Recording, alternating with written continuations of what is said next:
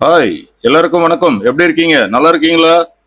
இந்து கோவில்கள் வரிசையில நாம இன்னைக்கு பார்க்க போற கோவிலோட பேர் என்னன்னு கேட்டீங்கன்னா மகாலச நாராயணி கோவில்.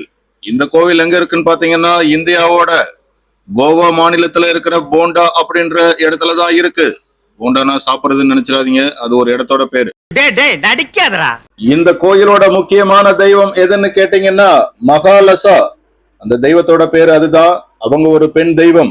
உனக்கு தீர்காயில கொடுக்கணுமா? அவங்களுக்கு 4 கைகள் இருக்கும். 4 கைகள்லயும் பாத்தீங்கன்னா திரிசூலம், வாள், துண்டிக்கப்பட்ட தலை, குடிநீர் கிண்ணம். துண்டிக்கப்பட்ட தலைனா அந்த தலை ஒரு புலியோடதோ அல்லது சிங்கத்தோடதோ இருக்கும்.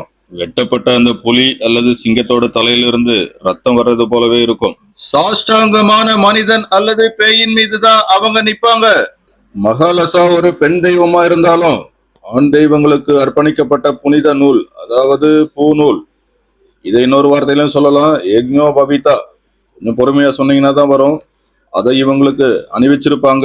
மகாலசா அப்படிங்கிற இந்த பெண் தெய்வத்தை மோகினி மற்றும் விஷ்ணுவோட தொடர்பு படுத்தி சொல்லுவாங்க. இந்த கோயிலோட வளாகத்துல பாத்தீங்கன்னா இன்னும் 2 கோயில்கள் இருக்கு. ஒன்னு பாத்தீங்கன்னா சாந்த துர்கா, இன்னொன்னு லட்சுமி நாராயணன்.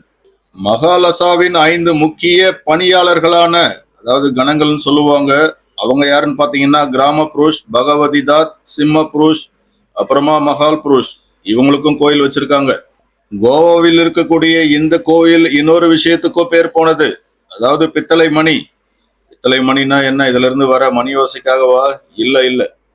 இங்க மக்கள் வந்து சாட்சி அளிக்க விரும்புவாங்களாம். அப்போ இந்த மணியை சாட்சியா வச்சு யாராவது ஒரு உண்மையை சொல்லிட்டாங்கன்னா, மணி அடிச்சதுக்கு பிறகு யார் போய் சொன்னாங்களோ அவங்கள 3 நாட்கள்ல இந்த தெய்வம் தண்டிக்கும் அப்படிங்கிறது தான் நம்பிக்கை. போர்த்துகீசியர்கள் ஆட்சி செய்த போது அவங்களோட நீதிமன்றத்துல இந்த சாட்சியம் ஏற்றுக்கொள்ளப்பட்டதான். அந்த அளவுக்கு நம்பிக்கை வாய்ந்தது இந்த பித்தளை மணி சாட்சி. மறுபடியும் வேற ஒரு இந்து கோயில்களோட நான் உங்களை சந்திக்கிறேன். இப்ப நான் கிளம்ப வேண்டிய நேரம் வந்துருச்சு. பாய்.